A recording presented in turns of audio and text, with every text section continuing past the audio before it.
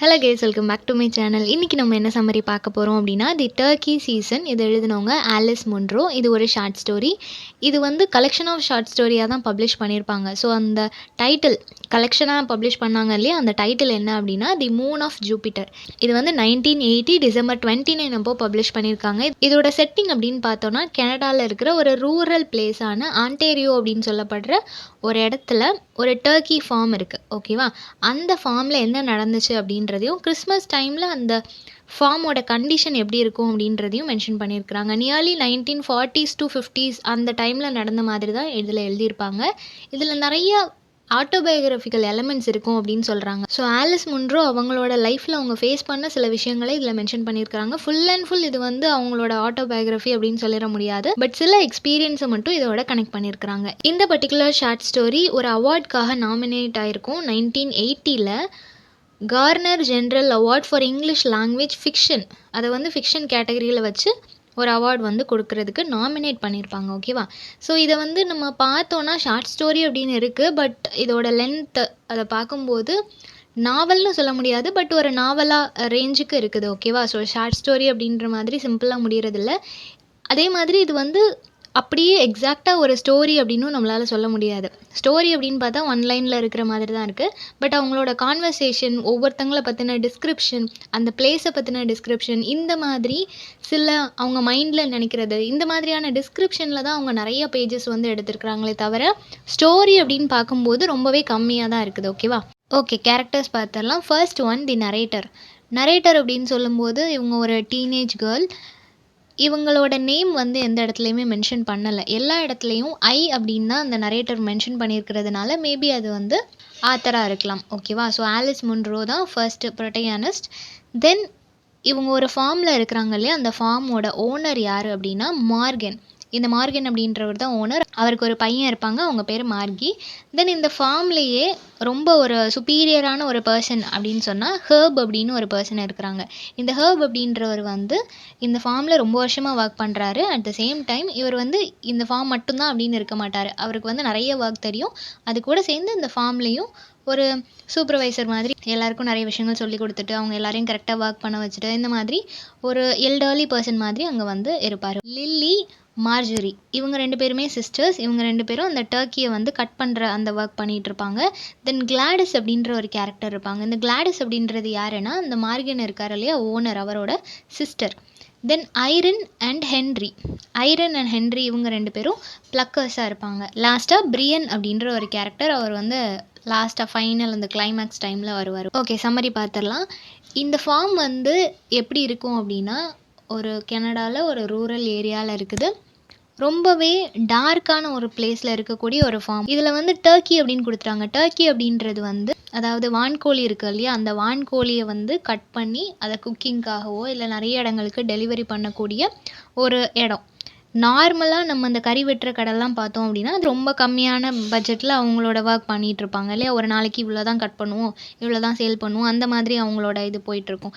But இங்கே வந்து wholesale மாதிரி நிறைய அவங்க வந்து பிளென்டி ஆஃப் டர்க்கீஸை கட் பண்ணி அதை நிறைய இடத்துக்கு எக்ஸ்போர்ட் பண்ணுறது, இந்த மாதிரி ரொம்ப ரஷ்ஷாக இருக்கக்கூடிய ஒரு பிளேஸ். முக்கியமாக ஏதாவது ஃபெஸ்டிவல் டைம் அப்படின்னா ரொம்பவே ரஷ்ஷாக இருக்கும். அவங்களால ஒர்க் கண்டினியூஸாக பண்ணிகிட்டே இருக்கிற மாதிரியான ஒரு சிச்சுவேஷன் எல்லாம் இருக்கும். ஓகேவா, ஸோ அப்படி ரொம்பவே பிஸியாக இருக்கக்கூடிய அந்த ஃபார்மில் வந்துட்டு ஒரு டீனேஜ் கேர்ள் அப்படின்னு சொல்லும்போது அவள் வந்து ஸ்கூல் படிச்சுட்ருக்கிறா. அப்படி ஸ்கூல் படிச்சுட்ருக்கிற அந்த பொண்ணு வந்து இப்போ அங்கே ஒர்க்குக்கு ஜாயின் பண்ணுறா. அவள் ஜாயின் பண்ணும்போது அவளுக்கு மார்கியை வந்து தெரியும். அதாவது அந்த ஓனரோட பையன் இருக்கான் இல்லையா, அவனை வந்து தெரியும். எப்படி தெரியும்னா ஸ்கூலில் தெரியும். இவள் வந்து ஸ்கூல் தான் படிச்சுட்ருக்கிறா. ஸோ ஸ்கூலில் அவனை தெரியும். இவளுக்கு தெரிஞ்ச வரைக்கும் அவன் ஒரு ஸ்டூபிட், ரொம்ப வஸ்டான, ஒரு டிசிப்ளினே இல்லாத ஒரு கேரக்டர் தான் அவள் வந்து இமேஜின் பண்ணியிருப்பாள். என்றைக்குமே அவன் வந்து ஒரு ரெஸ்பான்சிபிளான பர்சனாக நினச்சதே இல்லை. பட் இங்கே அவள் வந்து ஒர்க்குக்குன்னு வரும்போது ஒரு பாஸோட பையனா, இவ்வளோ ரஷ்ஷாக இருக்கிற ஒரு பிஸ்னஸ் மேனோட பையனா இவன் அப்படின்னு சொல்லிட்டு இவளால் இமேஜின் பண்ணவே முடியல. அவனோட அப்பா வந்து அதாவது அந்த பாஸ் வந்து அவனை ட்ரீட் பண்ணுற விதத்தை பார்க்கும்போது இவளுக்கு வித்தியாசமாக இருக்குது. ஏன்னா ரொம்பவே டஃப்பாக, ரொம்ப ரஃப் அண்ட் டஃப்பாக இருக்கிறாரு. அவரோட பையன்கிட்ட ரொம்ப ஹார்ஷாக பிஹேவ் பண்ணுறாரு. அவனால் நார்மலாக இருக்க முடியல. மற்ற லேபர்ஸ் கிட்ட அவர் பேசுகிறத விடையும் ரொம்ப ஹார்ஷாக எப்போவுமே திட்டிக்கிட்டே இருக்கிற மாதிரியான ஒரு சிச்சுவேஷன் தான் அங்கே இவளால் பார்க்க முடியுது. நெக்ஸ்ட்டு கிளாடிஸ் அப்படின்ற ஒரு ஒரு கேரக்டர். இவங்க வந்து ஓனரோட சிஸ்டர். ஓகேவா? இவங்களுக்கு வந்து எப்போவுமே ஒரு ப்ரிவிலேஜ் இருக்கும். அவங்க ஓனரோட சிஸ்டர் அப்படின்றதையும் தாண்டி அவங்க யார்கிட்டயும் பெருசா பேச மாட்டாங்க. ஒரு ஃப்ரெண்ட்லியான ஒரு மேனரே அவங்ககிட்ட என்றைக்குமே இருக்காது. அங்க இருக்கிற வொர்க்கர்ஸ் எல்லாரையும் விட நான் கொஞ்சம் சுப்பீரியர் அப்படின்ற மாதிரியான ஒரு தாட் அவங்களுக்கு இருக்கிறதுனால, அந்த இடத்துல வந்து ரொம்ப ஸ்லோவா தான் வொர்க் பண்ணுவாங்க. ஏன்னா நான் ஓனருக்கு அடுத்தபடியா அப்படின்ற மாதிரியான மென்டாலிட்டி அவங்களுக்கு இருக்கு இல்லையா? ஸோ அவங்களுக்கு வந்து எப்போவாவது உடம்பு சரியில்ல அப்படின்னா, அந்த இடத்த விட்டு வெளியே போயிருவாங்க. வீட்டுக்கு போயிருவாங்க. ஸோ இந்த மாதிரி ரொம்ப லிபரலா அங்க வொர்க் பண்ணிட்டுருப்பாங்க. இவங்க வந்து டொரான்டோ அப்படின்ற இடத்துல ஒரு பேங்க்ல தான் ஃபர்ஸ்ட்டு வொர்க் பண்ணிட்டுருந்தாங்க. தென் இவங்க பிரதரோட சேர்ந்து இங்க வந்து செட்டில் ஆயிருவாங்க. ஓகேவா? இந்த அவரோட ஃபார்ம்ல வொர்க் பண்ணலாம் அப்படின்னு சொல்லி இங்க வந்துருவாங்க. ஸோ அந்த ஒரு ப்ரிவிலேஜும் அவங்களுக்கு இருக்கும். நான் பேங்க்ல வொர்க் பண்ணுவேன். இப்போ வந்து நான் ஜஸ்ட்டு சும்மா வரேன் அப்படின்ற மாதிரியான ஒரு ப்ரைடும் உங்களுக்கு எப்பவுமே இருக்கும். இவங்க என்னைக்குமே இங்க வொர்க் பண்ணிட்டு இருக்கிற லில்லியா இருக்கட்டும், மார்ஜரியா இருக்கட்டும், அவங்க கிட்டலாம் பேசினதே கிடையாது. ஆனா அவங்க 2 பேரும் எப்பவும் இந்த கிளாடிஸ பத்தி காசிப் பேசிட்டே இருப்பாங்க. அவங்க இல்லாதப்போலாம் எப்பவும் அவங்கள பத்தி பேசிட்டே இருப்பாங்க. முக்கியமா அவங்களுக்கு வந்து நர்வஸ் பிரேக் டவுன் இருக்கும். நரம்பு தளர்ச்சி இருக்கும். ஓகேவா? ஸோ அந்த ஒரு ப்ராப்ளம் பத்தியும் பேசுவாங்க. எப்பவும் ஒருத்தங்களுக்கு ஒரு நெகட்டிவ் இருக்கு, ஒரு மைனஸ் இருக்கு அப்படின்னா, அத மார்க் பண்றது, அத ஒரு கன்டென்ட்டா வச்சு பேசுறது தானே மத்தவங்களுக்கு வொர்க்கா இருக்கும். ஸோ அந்த மாதிரி இவங்களுக்கு டைம் கிடைக்கும் போதெல்லாம் அவங்கள பத்தி காசிப் பேசிட்டே இருப்பாங்க. இப்போ ஃபர்ஸ்ட் டே நரேட்டர் வந்து வொர்க்குக்கு ஜாயின் பண்றாங்க. அந்த இடத்த பார்க்கும்போதே ரொம்ப ஹாரிஃபிக்கா, டெரிஃபிக்கான ஒரு சிச்சுவேஷன்ல இருக்குது. ஏன் அப்படின்னா, அந்த டர்க்கீஸ் எல்லாத்தையும் கட் பண்ணி அங்கங்க தொங்க விட்டுருக்காங்க. அது அப்படியே தலைகீழா தோல் உரிச்ச மாதிரி அது தொங்க விட்டுருக்கு. அந்த இடம் ஃபுல்லாவே பிளட்டா இருக்குது. ஃபெதர்ஸ் அங்கங்க அப்படியே சிதறி போய் இருக்குது. ஸோ அத பார்க்குறதுக்கே ரொம்ப டெரிஃபிக்கா இருக்கு. ஸோ இப்படி ஒரு இவ்ளோ பிளட் இருக்கிற, ஒரு ஸ்டின்ச்சி ஸ்மெல் வர்ற, ரொம்பவே ஆக்வர்டா இருக்கிற மாதிரி ஒரு பிளேஸ நான் இதுவரைக்கும் பார்த்ததே இல்ல. நான் இங்க வொர்க் பண்ணுவேன்றதையும் நான் நெனச்சே பார்க்கல. பட் அங்க வொர்க் பண்றதுக்கு ஜாயின் பண்ணியிருக்கிறேன். அதனால வேற வழியே இல்ல அப்படின்னு சொல்லிட்டு அந்த வொர்க்ல ஜாயின் பண்றாங்க. ஃபர்ஸ்ட் ஃபியூ டேஸ் வந்து இந்த மாதிரியான ஒரு சினாரியோவே அவங்க பார்த்துட்டு இருக்கிறதுனால, வீட்டுக்கு போய் அவங்களுக்கு ஒழுங்கா தூக்கம் வரல. தூங்குனாலே இந்த மாதிரியான அந்த பிக்சர்ஸ் தான் அவங்க மைண்ட்ல வந்து வந்து போயிட்டுருக்கு. So first few days, few weeks வந்து அவங்க ரொம்ப கஷ்டப்படுறாங்க. தென் என்ன பண்றாங்க அப்படின்னா, இவங்களுக்கு வந்து எடுத்த உடனே அத எப்படி கட் பண்ணணுன்றது தெரியாது இல்லையா? ஸோ ஹெர்ப் வந்து இவங்களுக்கு டீச் பண்றாங்க. அத கட் பண்ற அந்த ஒரு கட்டர் வந்து அவ்ளோ ஷார்ப்பா இருக்கு. அந்த நைஃப் இருக்கும் இல்லையா? அது வந்து அவ்ளோ ஷார்ப்பா இருக்கு. ரொம்பவே வெயிட்டா இருக்கு. இவங்களால அத ஹேண்டில் பண்ணவே முடியல. அந்த அளவுக்கு இருக்கும்போது, ஹெர்ப் வந்து ஒவ்வொரு விஷயமா இவங்களுக்கு சொல்லிக் குடுக்குறாரு. இந்த மாதிரி தான் கட் பண்ணணும். இந்த மாதிரி தான் அந்த நைஃப வந்து ஹேண்டில் பண்ணணும் அப்படின்னு சொல்லிட்டு, இதுல ஒரு பெரிய டிஸ்கிரிப்ஷனே குடுத்துருக்காங்க. அவர் வந்து ரொம்ப டீட்டெயிலா சொல்றாரு. இதுல வந்து தேவையில்லாத பார்ட்ஸ் எதெல்லாம், எதெல்லாம் நம்ம ரிமூவ் பண்ணிரலாம், எதெல்லாம் நம்ம வந்து சேர்த்துக்கணும், எந்த இடத்துல கரெக்ட்டா கட் பண்ணணும், எந்த ஃபெதர்ஸ் எல்லாம் எடுக்கலாம், எதெல்லாம் இருக்கலாம். ஸோ இந்த மாதிரி நெறைய விஷயங்கள் வந்து அவரு ரொம்ப மைன்யூட்டா சொல்லிக் குடுக்குறாரு. அந்த இடமே ரொம்ப கோல்டா இருக்கு. ஓகேவா? ரொம்ப டார்க்கா, ரொம்ப கோல்டா இருக்கு. இவளுக்கு அங்க இருக்கிறது ரொம்ப அன்கம்ஃபர்டபுளா இருக்கு. பட் இருந்தாலும் அவங்க வொர்க் பண்ணியே ஆகணும் அப்படின்றதுனால, அது எல்லாத்தையும் டாலரேட் பண்ணிட்டு அந்த இடத்துல இருக்கா. இவர பார்க்கும்போது அவளுக்கு கொஞ்சம் ஓகேவா இருக்கு. ஏன்னா ரொம்பவே ஜென்டிலா, ரொம்ப கைண்டா, அகைன் அண்ட் அகைன் அவ கஷ்டப்பட்டாலும் அவளுக்கு வந்து ரொம்ப பொறுமையா சொல்லிக் குடுக்குற ஒரு கேரக்டரா இருக்கிறாரு. இவ சம்டைம்ஸ் மிஸ்டேக் பண்ணும்போதும் அவர் ஒரு டெமோ காட்டுறாரு. இந்த மாரி தான் கட் பண்ணணும் அப்படின்னு சொல்லி, வாயால சொல்லிக் குடுக்குறது மட்டும் இல்லாம அவளுக்கு செஞ்சும் காட்டுறாரு. ஸோ அவளுக்கு வந்து கத்துக்கிறதுக்கு இன்னும் கொஞ்சம் ஈஸியா இருக்கிறதுனால, அவளுக்கு வந்து கொஞ்சம் ஓகேவா இருக்கு. ஒரு ஃபாதர் வந்து அவங்களோட டாட்டர் கிட்ட எப்படி ஒரு விஷயத்த டீச் பண்ணும்போது எவ்வளோ இன்ட்ரெஸ்டிங்கா டீச் பண்ணுவாங்களோ, அந்த மாதிரி அதோட ஒவ்வொரு ஆர்கனா எடுத்து, இதுதான் ஹார்ட், இதுதான் லங்ஸ் அந்த மாதிரி சின்ன பிள்ளைக்கு சொல்ற மாதிரி அவர் ஒண்ணு ஒண்ணா சொல்லிக் குடுத்துட்டு இருக்கிறாரு. இப்போ ஹெர்ப் பத்தின ஒரு டிஸ்கிரிப்ஷன் குடுத்துருக்காங்க. ஹெர்ப் எப்படி இருக்கிறாரு அப்படின்னா, ரொம்ப டாலா இருக்கிறாரு. ரொம்ப ஸ்ட்ராங்கான ஒரு பெர்சன். அவர் கொஞ்சம் ஃபேட்டா இருக்கிறதுனால, அவர் நடந்து வரும்போது அப்படியே ஒரு போட் மேல அவர் நடந்து வர்ற மாதிரி. ஸோ அவர் வந்து கொஞ்சம் ஷேக்கியா நடந்து வராரு அப்படின்றத சொல்றாங்க. ஓகேவா? ஸோ ஒரு போட் மேல நடந்து வர்ற மாதிரி அவர் நடந்து வராரு. அவரோட ஹேர் வந்து ரொம்ப டார்க்கா, தின்னா இருக்குது. அவரோட ஃபேஸ் பார்க்கறதுக்கு ஒரு பெயில் சைனீஸ் ஃபேஸ் எப்படி இருக்குமோ அந்த மாதிரி இருக்கு. அத ஒரு பிக்சர்ல நம்ம பார்த்தோம் அப்படின்னா, கண்டிப்பா டெவில்ன்னு தான் நெனைப்போம். அந்த அளவுக்கு இருக்குது அப்படின்னு சொல்றாங்க. இவளுக்கு வந்து அவர பார்க்கும்போது ரொம்ப டெரிஃபிக்கான ஒரு பிக்சர் மாதிரி தெரிஞ்சாலும், ஹார்ட் வைஸ் அவரோட பிஹேவியர், அவரோட மேனர் அப்படின்னு பார்க்கும்போது இவளுக்கு பிடிச்சிருக்கு. ஒரு நல்ல ஒரு பர்சனாலிட்டி அப்படின்னு சொல்லி இவ நெனைக்கிறா. ஆனா, இவரையும் எப்பவுமே அந்த லில்லி அண்ட் மார்ஜரி வந்துட்டு கிண்டல் பண்ணிட்டே இருப்பாங்க. இந்த ஹெர்ப் வந்து இங்க மட்டும் வொர்க் பண்ணல. பக்கத்துல ஒரு லேக் போட் இருக்கும். அங்கேயும் போய் சம்டைம்ஸ் குக்கா வொர்க் பண்ணுவாரு. கிறிஸ்மஸ் டைம்ல தான் மார்கனுக்கு வந்து ஹெல்ப் பண்றதுக்காக வருவாரு. மத்த டைம்லாம் நெறைய வொர்க் பண்ணுவாரு. பக்கத்துல ஒரு இடம் இருக்கும். அந்த இடத்துலயும் இவரு வொர்க் பண்ணுவாரு. ஹாம்பர்கர்ஸ் செய்றது, அந்த இடத்த பெருக்குறது, வேற ஏதாவது பிரச்சனை வந்துச்சு அப்படின்னா, அத சால்வ் பண்ணுறது, இந்த மாதிரியான ஒர்க்ஸும் அவர் பண்ணிகிட்ருப்பாரு. கிறிஸ்மஸ் டைம் வந்து இங்கே ரொம்ப ரஷ்ஷாக இருக்கும். ஸோ எம்ப்ளாயீஸையும் பார்த்துக்கணும், டெலிவரி கரெக்டாக பண்ணணும், அதே மாதிரி கஸ்டமர்ஸை கரெக்டாக ஃபேஸ் பண்ணணும். இந்த மாதிரி மல்டிபிள் டாஸ்க் இருக்கும்போது கிறிஸ்மஸ் டைமில் மார்கனுக்கு ஹெல்ப் பண்ணுறதுக்காக இங்கே வருவார். மற்றபடி இவர் நிறைய ஒர்க் வந்து பண்ணிகிட்ருக்கிறாரு. இவர் வந்து இந்த இடத்துக்கு ரொம்பவே எசென்ஷியலான ஒரு பர்சன் அப்படின்னு சொல்லி நினைப்பாங்க. ஏன் அப்படின்னா இவர் இல்லைன்னா ரன் பண்ணுறது கஷ்டமாக இருக்கும். ஒரு வேளை மார்கன் அண்ட் ஹெர்ப் வந்து பேசிகிட்டு இருக்காங்க அப்படின்னா ஹெர்ப் தான் ஓனர் மாதிரி இருக்கும். என்றைக்குமே மார்கனை பார்க்குறதுக்கு ஓனர் மாதிரி இருக்காது. மார்கனே ஹெர்பை டிபெண்ட் பண்ணி இருக்கிற மாதிரி தான். அவர் வந்து அவ்வளோ ஆட்டிடியூட் அப்படின்னு சொல்கிறத விட அது நேச்சுரலாகவே அவர்கிட்ட இருக்குது அப்படின்னு சொல்லலாம். ஏன்னா அந்தளவுக்கு எல்லா ஒர்க்கையுமே அவரோட ஒர்க் அப்படின்னு நினச்சிட்டு ரொம்ப சின்சியராக பண்ணிகிட்ருப்பாரு. எல்லாத்தையும் நோட்டீஸ் பண்ணுவார். எல்லாருக்கும் எல்லாமே சொல்லிக் கொடுக்கக்கூடிய ஒரு பர்சனாக இருப்பார். நரேட்டருக்கு இந்த இடத்துலயே பிடிச்ச ஒரு பர்சன் அப்படின்னா அது ஹெர்ப். அடிக்கடி அவரை வந்து பார்த்துக்கிட்டே இருப்பா. பட் அது வந்து என்ன மாதிரியான மேனரில் அப்படின்னா அவர் வந்து அவரோட ஒர்க், அவரோட சின்சியாரிட்டியை பார்த்து அவர் எந்த அளவுக்கு டெடிகேட்டடாக ஒர்க் பண்ணுறாரு, அட்மையரிங் லுக்காக தான் இருக்கும். ஓகேவா? அவரோட ஒர்க் எல்லாத்தையுமே ரொம்ப ஆச்சரியமாக பார்ப்பா. இந்த மாதிரி நம்மளும் பண்ணணும் அப்படின்னு சொல்லி அவர் சாப் பண்ணுறதெல்லாம் பார்க்கும்போது அதே மாதிரி நம்மளும் பண்ணணும் அப்படின்னு சொல்லி அதை கற்றுக்கணும் அப்படின்ற மாதிரியான ஒரு மைண்ட் செட்டில் பார்த்துட்ருப்பா. தென் இந்த மிடில் ஏஜ் சிஸ்டர்ஸ் இருக்காங்க இல்லையா, இவங்க வந்து எப்போவுமே காம்படிஷனோட தான் ஒர்க் பண்ணிகிட்டே இருப்பாங்க. நல்லா பாட்டு பாடிட்டே எப்போவும் காசிப் பேசிட்டு அந்த மாதிரி தான் ஒர்க் பண்ணுவாங்க. இருந்தாலும் அவங்களுக்குள்ள ஒரு காம்படிஷன் இருக்கும். யார் ஃபர்ஸ்ட்டு ஒர்க் பண்ணுறா, இந்த மாதிரி ஒரு காம்படிட்டிவ் மைண்ட் செட்டில் தான் அவங்க ஒர்க் பண்ணிகிட்ருப்பாங்க. கிளாடிஸ் வந்து இவங்கள மாதிரி கிடையாது. அவங்க வந்து தேவையில்லாமலாம் பாட்டு பாட மாட்டாங்க, தேவையில்லாமல் யார்கிட்டேயும் பேச மாட்டாங்க.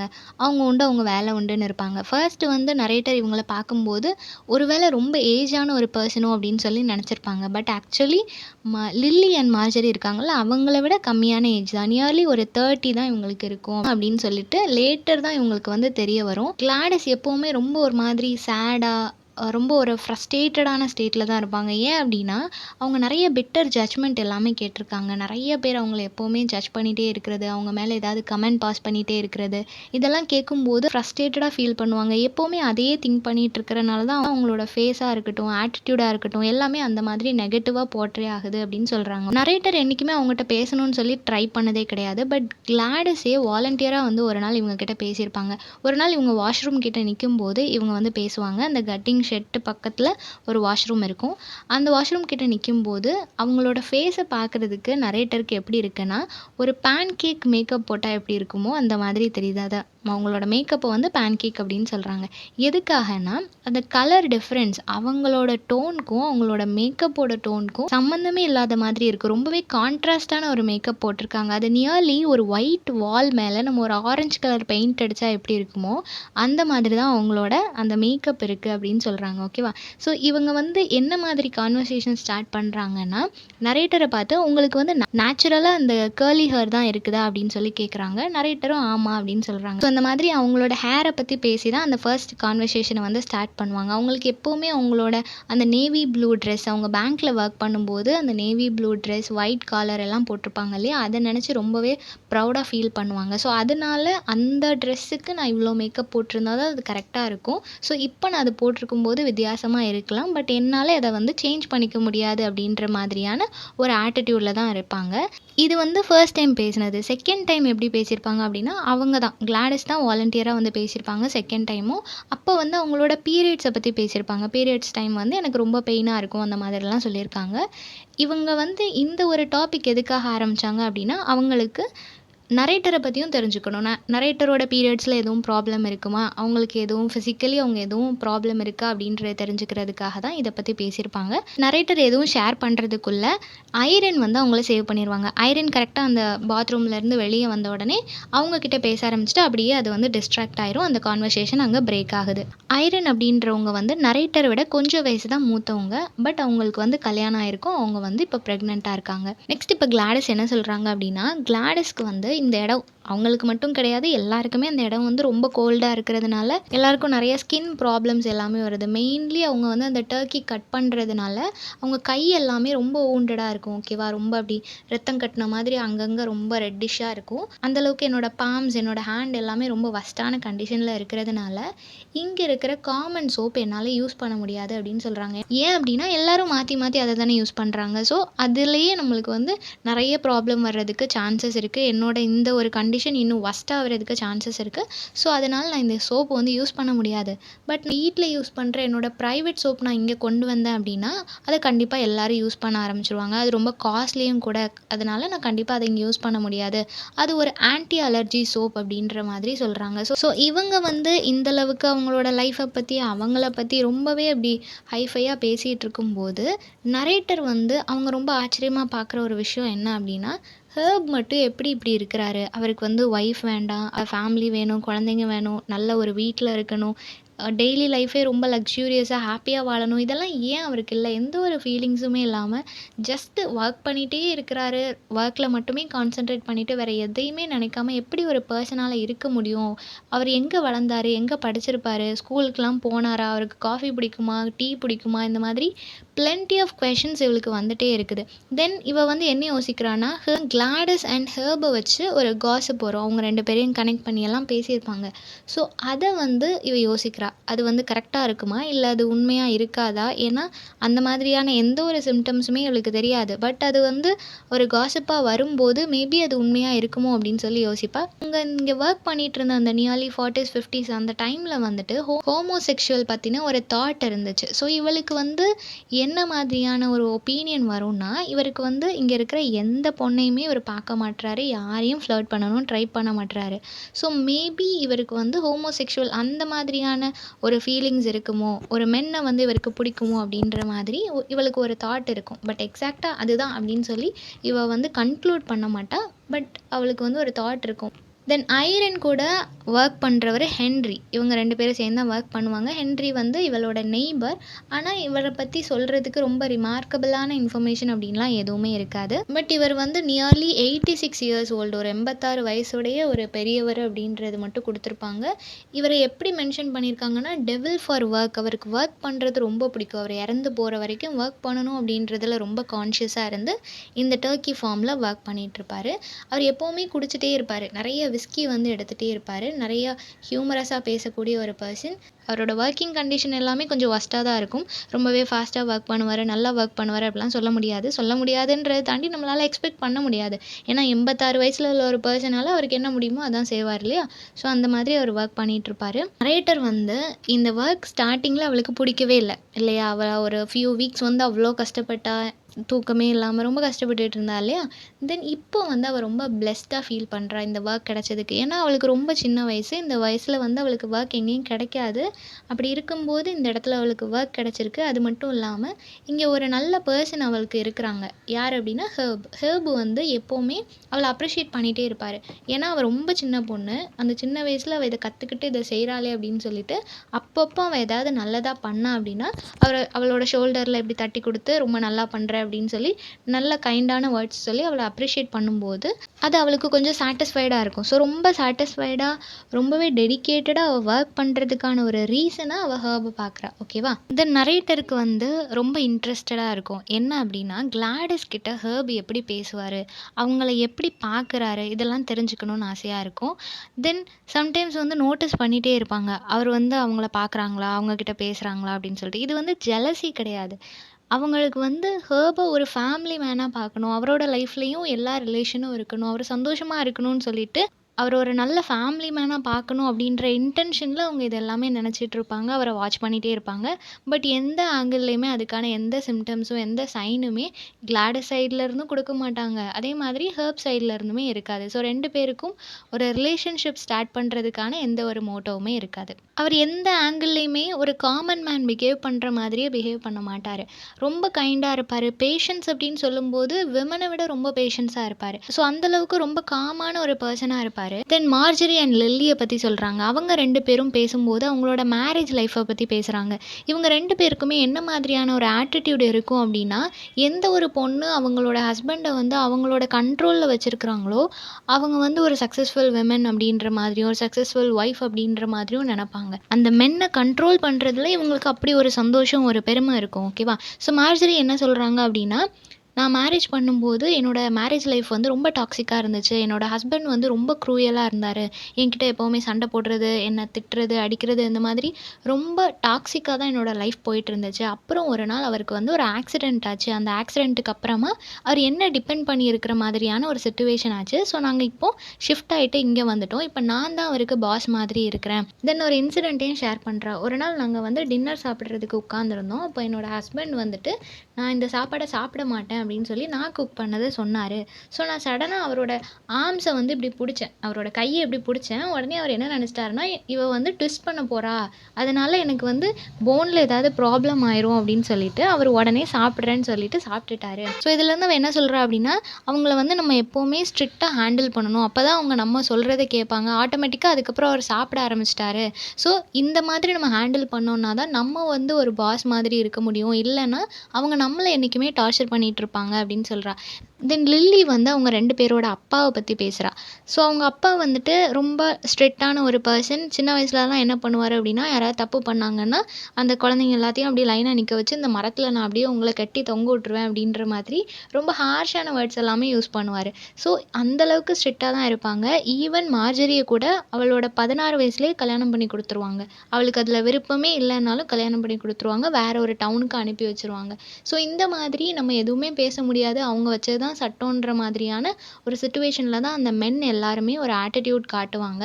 பட் நம்ம வந்து அந்த மாதிரி இருக்க வைக்கக்கூடாது அப்படின்னு சொல்லிட்டு, அந்த ஒரு பேசிக்கான ஒரு மெத்தட் இருக்கும் இல்லையா? இதுவரைக்கும் மென் தான் டாமினன்ட்டா இருக்கணும் அப்படின்ற அந்த ஸ்டேட்மெண்ட்டே நம்ம மாத்தணுன்ற மாதிரி 2 பேரும் அவங்களோட மேரேஜ் லைஃபா இருக்கட்டும், மென் எல்லாரும் எப்படி இருக்கிறாங்க, இது எல்லாத்தையும் பத்தி பேசிட்டு இருப்பாங்க. ஸோ நரேட்டரோட பாயிண்ட் ஆஃப் வியூல நரேட்டர் என்ன சொல்றாங்க அப்படின்னா, அவங்க 2 பேரும் அவங்கள ரொம்ப ஒரு பாஸ் மாதிரியும், அவங்க ஹஸ்பண்ட் வந்து இவங்களுக்கான ஒரு ஸ்லேவ் மாதிரியும் பேசுறாங்க. இருந்துமே அவங்கள பார்க்கறதுக்கு ஒரு பாஸி லுக்லாம் இருக்காது. ரொம்ப பேடான டீத் தான் இருக்கும். ஒரு பெல்லி, ஸ்டொமக் வச்சிருப்பாங்க. ரொம்ப டல்லான ஃபேஸ். அவங்கள பார்க்கறதுக்கு ஒரு ப்ளசன்ட்டாவே இருக்காது. பட் அவங்க ஹஸ்பண்ட் முன்னாடி அவங்க ரொம்ப பியூட்டிஃபுல்லா இருக்கிற மாதிரியும், அவங்களுக்கு பாஸ் மாதிரியும் அவங்க வந்து பிரிட்டெண்ட் பண்ணிட்டு இருக்கிறாங்க அப்படின்னு சொல்றாங்க.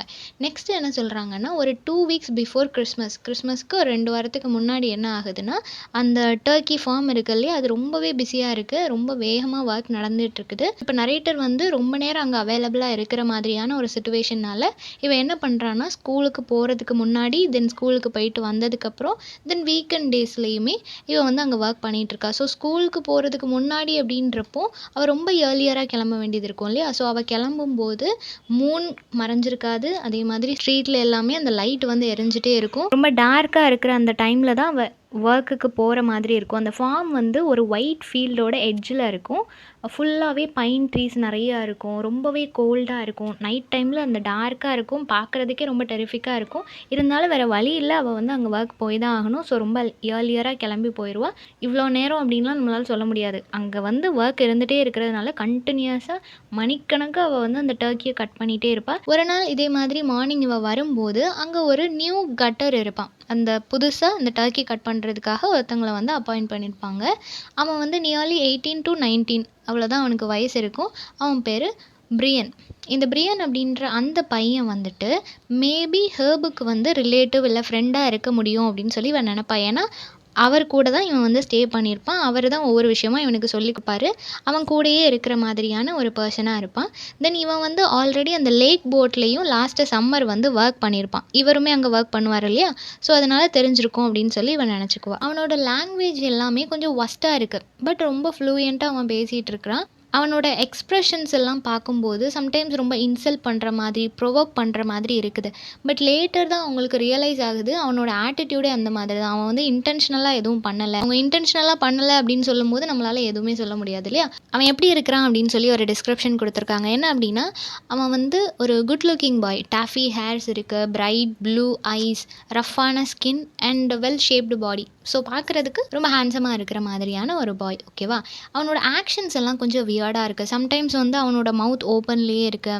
அவன் வந்து மோஸ்ட் ஆஃப் த டைம் வந்து கண்ணெல்லாம் அப்படியே ஹாஃபா க்ளோஸ் பண்ண மாதிரி, கொஞ்சம் அப்படியே ஹாஃப் ஸ்லீப்பில் இருந்தால் எப்படி இருப்போம் அந்த மாதிரியே அவனோட எப்போவுமே அந்த மாதிரி இருக்கான். சம்டைம்ஸ் இருக்கிறது வேறு, பட் எப்போவும் அந்த மாதிரி இருக்கும்போது அது கொஞ்சம் வியர்டாக இருக்குது, ஏன் அப்படி இருக்கான் அப்படின்னு சொல்லிட்டு. தென் மார்ஜரி அண்ட் லில்லி 2 பேருமே எப்போவுமே இவனை மார்க் பண்ணிகிட்டே இருப்பாங்க.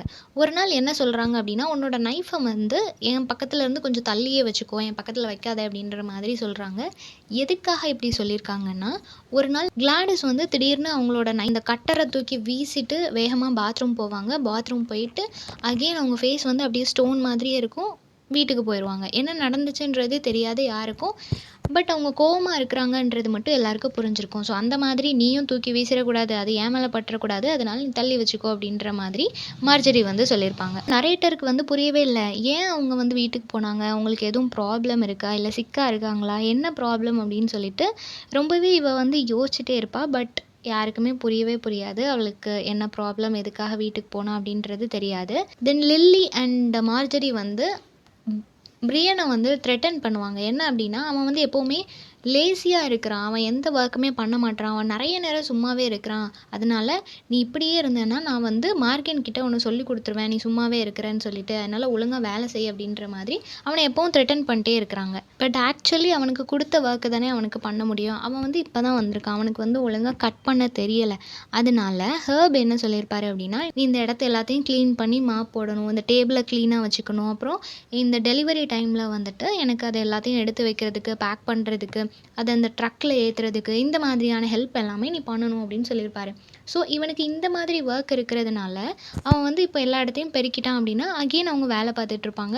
ஸோ அவன் மாப் போடுற வரைக்கும் அவன் வெயிட் பண்ணணும். தென் மாப் போட்டான் அப்படின்னா அதுக்கப்புறம் அவர் எப்போவாது ஒர்க்குக்கு கூப்பிடுவாரா, அந்த டெலிவரி டைமில் வந்து ஒர்க்குக்கு கூப்பிடுவாரா, ஏதாவது பேக் பண்ணணுமா அப்படின்னு சொல்லி அவரோட அந்த காலுக்காக வெயிட் பண்ணிகிட்டு இருப்பான். ஸோ இந்த மாதிரி அவன் ஒர்க்கை முடிச்சுட்டு வெயிட் பண்ணுறத பார்க்குறதுக்கு எல்லாருக்கும் அவன் சும்மா இருக்கிற மாதிரி தெரியும். பட் ஆக்சுவலி அவன் ஒர்க் பண்ணிட்டு தான் இருப்பான். பட் கம்பேரிட்டிவ்லி இவனோட ஒர்க் வந்து கொஞ்சம் கம்மியாக தான் இருக்கும். ஓகேவா? இப்போ லாஸ்ட் ஸ்கூல் டே, கிறிஸ்மஸ்க்கு முன்னாடி ஸ்கூலோட அந்த லாஸ்ட் டேயில் வந்துட்டு இவள் ஸ்கூலுக்கு போயிட்டு அன்றைக்கி ஆஃப்டர்நூனே முடிஞ்சிருது. ஸோ வீட்டுக்கு வந்து ட்ரெஸ் மாற்றிட்டு அகெயின் ஒர்க்குக்கு போகிறா.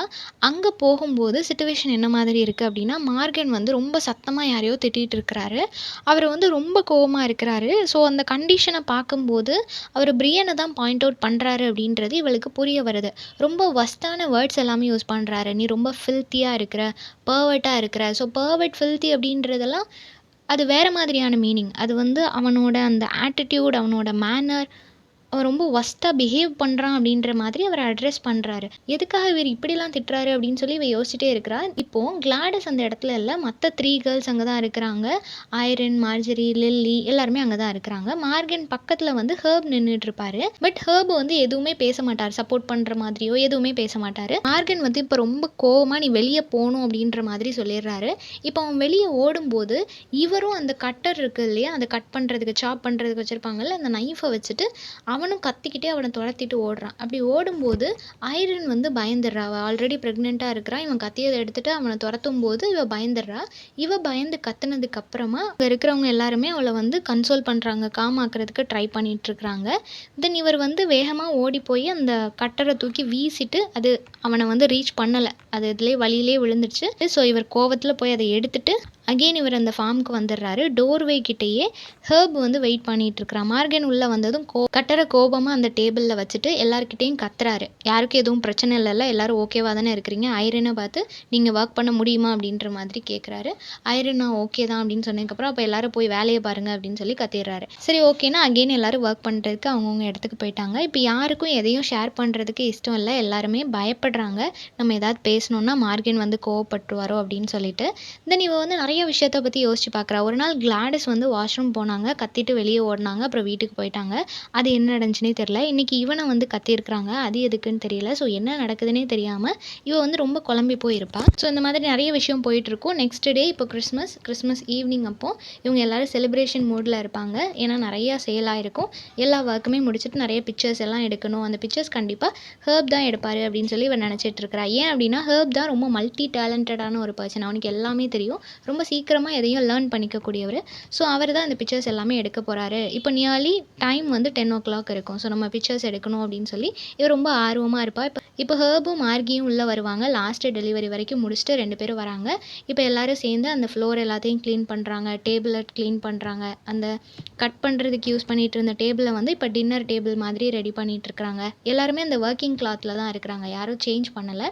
ஐரன் மட்டும் என்ன பண்ணியிருக்கா அப்படின்னா, அவள் தலையில் இருந்த அந்த கர்ச்சீஃபை ரிமூவ் பண்ணிவிட்டு அவளோட ரெட் ஹேரில் அவள் ரொம்ப ஜாலியாக அந்த கிறிஸ்மஸை என்ஜாய் பண்ணணும் அப்படின்னு சொல்லிட்டு அவள் மட்டும் ரெடி ஆகிறா. தென் மற்றவங்க எல்லாரும் அதே கிளாத்தில் தான் இருக்கிறாங்க. எல்லாருக்குமே மார்கன் வந்து ஒரு போனஸாக அவங்களுக்கான அந்த டர்க்கீஸை வந்து கொடுக்குறாங்க. எல்லாரும் வாங்கிக்கிறாங்க. தென் ஆளுக்கு ஒரு கப் எடுத்து அதில் விஸ்கிலாம் ஊற்றி வச்சுட்டு அந்த கிறிஸ்மஸை வந்து செலிப்ரேட் பண்ணணும் அப்படின்னு சொல்லி ரெடி ஆகிறாங்க. மார்கன் அண்ட் ஹென்ரி வந்து நிறையா ட்ரிங்க் பண்ணுறாங்க. ஃபர்ஸ்ட் டைம் இப்போ தான் நரேட்டர் வந்து ட்ரிங்க் பண்ண போகிறாங்க. ஸோ ரொம்ப கம்மியாக தான் ஹெர்ப் வந்து அவருக்கு ஊற்றி கொடுக்குறாங்க. இப்போ அவளும் வாங்கி அதை ட்ரை பண்ணுறா. மற்ற கேர்ள்ஸுமே ட்ரிங்க் பண்ணுறாங்க. பட் ஜென்னோட கம்பேர் பண்ணும்போது அந்த குவான்டிட்டி வந்து கொஞ்சம் கம்மியாக இருக்குது. தென் ஹெர்போட ஃபேஸ் வந்து ரொம்ப டல்லாக இருக்குது. அவர் எதை பற்றியோ யோசிச்சுட்டே இருக்கிறாரு. அப்போ நரேட்டர் என்ன யோசிக்கிறான்னா, ஆல்ரெடி அவள் வந்து இவர் ஒரு ஹோமோசெக்சுவல் அந்த ஃபீலிங்ஸ் இவருக்குள்ளே இருக்கும் அப்படின்னு சொல்லி யோசிச்சிருந்தா இல்லையா? ஸோ மேபி பிரியன் வந்து இவரோட பார்ட்னராக இருக்குமோ, அதனால தான் இவர் ஃபீல் பண்ணுறாரோ, அது எதுவும் தெரிஞ்சிருக்குமா, இல்லை என்ன பிரச்சனையாக இருக்குன்னு சொல்லிட்டு அதனாலேயும் இவர் ஃபீல் பண்ணலான்னு சொல்லி இவளுக்குள்ள ஒரு இமேஜினேஷன் போயிட்டுருக்கும். நிறைய விஷயங்கள் யோசித்து பார்ப்பா. இப்படி யோசித்து பார்த்துட்டு இருக்கும்போது மார்கன் வந்து எல்லாருக்கும் விஷ் பண்ணுவார். எல்லாருமே பாய் சொல்லிவிட்டு அந்த இடத்துலேருந்து கிளம்புவாங்க.